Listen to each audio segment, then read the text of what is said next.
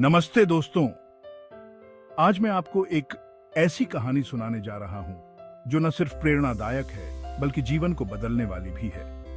यह कहानी है रॉबर्ट नाम के एक लड़के की जिसके जीवन में दो पिता थे, एक पुअर डैड और एक रिच डैड। दोनों के पास पैसे और सफलता के बारे में अलग अलग सोच थी और इन दोनों ने रॉबर्ट को बहुत कुछ सिखाया। यह कहानी आपको यह समझने में मदद करेगी कि कैसे सही सोच और समझ से आप वित्तीय स्वतंत्रता प्राप्त कर सकते हैं। तो आराम से बैठिए, चाय का प्याला हाथ में लीजिए और चलिए इस रोचक यात्रा की शुरुआत करते हैं। रॉबर्ट के रिच डैड ने उसे एक नौकरी दी जिसमें उसे सिर्फ 10 सेंट प्रति घंटा मिलते थे। यह सुनकर आपको लग सकता है कि यह तो बहुत ही कम पैसे हैं, लेकिन रिच डैड का उद्देश्य पैसे से ज्यादा महत्वपूर्ण था। वे रॉबर्ट को यह सिखाना चाहते थे कि जीवन में वित्तीय स्वतंत्रता का असली अर्थ क्या है। जब रॉबर्ट ने कम वेतन के बारे में शिकायत की तो रिच डैड ने उसे समझाया कि अधिकतर लोग अपनी वित्तीय समस्याओं के लिए दूसरों को दोषी ठहराते हैं, वे अपनी परिस्थितियों को नहीं बदलते। रॉबर्ट को समझ आया कि असली परिवर्तन भीतर से शुरू होता है। इस कहानी से हमें यह सीखने को मिलता है कि हमें हमेशा अपनी सोच को बदलने की जरूरत है। शिकायत करने के बजाय हमें यह सोचना चाहिए कि हम कैसे अपने हालात को बेहतर बना सकते हैं। रिच डैड ने रॉबर्ट को संपत्ति बनाने की सीख देने के लिए एक साधारण खेल मोनोपोली का सहारा लिया। वे कहते थे, मोनोपोली का खेल अमीर बनने का रहस्य है। इस खेल के जरिए उन्होंने रॉबर्ट को सिखाया कि 4 हरे घर खरीदो और फिर एक लाल होटल। रॉबर्ट ने इसे मजाक समझा, लेकिन धीरे धीरे उसे समझ आया कि असली धन संपत्ति में है, न कि केवल नौकरी से मिलने वाली आय में। रिच डैड ने सिखाया कि असली संपत्ति वह होती है जो हमारी जेब में पैसे डालती है, जैसे किराए की संपत्ति, स्टॉक्स या कोई व्यवसाय। उन्होंने रॉबर्ट को सिखाया कि पैसा कमाना ही सब कुछ नहीं है, बल्कि उसे सही तरीके से निवेश करना और बढ़ाना असली खेल है। रिच डैड ने एक दिन रॉबर्ट को एक गांव की कहानी सुनाई। गांव में 2 आदमी थे, एड और बिल। दोनों को गांव के लिए पानी लाने का ठेका मिला।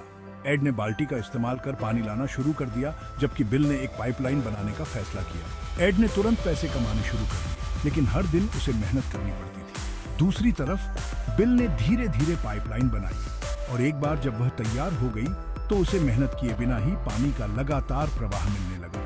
यह कहानी हमें सिखाती है कि हमें अपनी जिंदगी में ऐसी संपत्ति बनानी चाहिए जो निष्क्रिय आय उत्पन्न करे। केवल सक्रिय आय पर निर्भर रहना हमें चूहे की दौड़ में फंसा देता है, जबकि सिस्टम बनाना हमें आजादी देता है। रिच डैड ने रॉबर्ट को सिखाया कि गुस्सा एक बहुत शक्तिशाली भावना है, लेकिन अगर इसे सही दिशा में मोड़ा जाए तो यह हमारी सबसे बड़ी प्रेरणा बन सकती है। एक दिन जब रॉबर्ट कम वेतन से नाराज हुआ तो रिच डैड ने उसे समझाया कि गुस्से को शिकायत में बर्बाद करने से बेहतर है कि उसे प्रेरणा में बदलकर अपने हालात को सुधारने के लिए इस्तेमाल किया जाए। ये कहानी खासकर युवाओं के लिए महत्वपूर्ण है जो अपने मौजूदा वित्तीय स्थिति से निराश हो सकते हैं। हमें यह समझना चाहिए कि गुस्सा हमें नीचे गिराने के बजाय आगे बढ़ने की शक्ति दे सकता है। रिच डैड ने रॉबर्ट को सिखाया कि जीवन ही सबसे बड़ा शिक्षक है। उन्होंने कहा, जीवन हमें या तो धक्का देता है या हमें उठने का मौका देता है।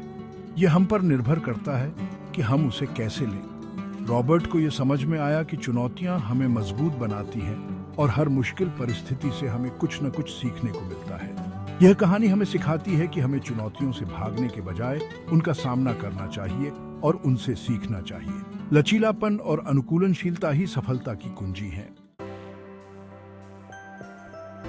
रिच डैड ने रॉबर्ट से कहा कि सिर्फ एक अच्छी नौकरी पाना ही पर्याप्त नहीं है। उन्होंने उसे सिखाया कि अगर आप अमीर बनना चाहते हैं तो आपको निवेश करना सीखना होगा। नौकरी से आपको सीमित आय मिलती है, लेकिन निवेश से आपकी आय बढ़ती रहती है। इस कहानी से हमें यह सीखने को मिलता है कि हमें अपनी आय को बढ़ाने के लिए संपत्तियों में निवेश करना चाहिए, बजाय इसके कि हम केवल वेतन पर निर्भर रहें। रिच डैड ने रॉबर्ट को यह भी सिखाया कि संपत्तियां और दायित्व में क्या अंतर है। उन्होंने कहा, अगर कोई चीज आपकी जेब से पैसे निकालती है तो वह संपत्ति नहीं बल्कि दायित्व है। उदाहरण के लिए, एक महंगी कार जिसे हर महीने किश्तों में चुकाना पड़ता है, एक दायित्व है। जबकि किराए की संपत्ति, जो हर महीने आपकी जेब में पैसे डालती है, असली संपत्ति है। ये कहानी हमें सिखाती है कि हमें अपनी खरीदारी के फैसलों को ध्यान से लेना चाहिए और ऐसी चीजों में निवेश करना चाहिए जो हमारी आय बढ़ाएं। रिच डैड अक्सर चूहे की दौड़ के बारे में बात करते थे। ये वह चक्र है जिसमें लोग कड़ी मेहनत करते हैं, बिल चुकाते हैं और फिर और भी मेहनत करते हैं। उन्होंने रॉबर्ट को समझाया कि सच्ची वित्तीय स्वतंत्रता नौकरी से नहीं, बल्कि निष्क्रिय आय से आती है। हमें ऐसी संपत्तियों में निवेश करना चाहिए जो बिना किसी सक्रिय मेहनत के हमारे लिए पैसे कमाएं। इस कहानी से यह समझ में आता है कि नौकरी हमें स्थिरता दे सकती है, लेकिन संपत्ति हमें आजादी देती है। हमें चूहे की दौड़ से बाहर निकलने के लिए संपत्तियों पर ध्यान केंद्रित करना चाहिए। रिच डैड ने रॉबर्ट को सिखाया कि असली शिक्षा का मतलब केवल स्कूल की पढ़ाई नहीं है। उन्होंने वित्तीय शिक्षा के महत्व पर जोर दिया और कहा कि जोखिम लेना भी जरूरी है। उन्होंने रॉबर्ट से कहा, गलतियां करना सीखने का हिस्सा है। अगर आप गलतियां नहीं करेंगे तो आप कभी नहीं सीखेंगे। इस कहानी से हमें यह सीखने को मिलता है कि शिक्षा का मतलब केवल डिग्री हासिल करना नहीं है, बल्कि वास्तविक जीवन के अनुभवों से सीखना और जोखिम लेने की हिम्मत करना भी है। रिच डैड ने रॉबर्ट को सिखाया कि सिर्फ नौकरी करने से आप अमीर नहीं बन सकते। उन्होंने कहा कि अगर आपको असली सफलता चाहिए तो आपको अपना खुद का व्यवसाय शुरू करना चाहिए।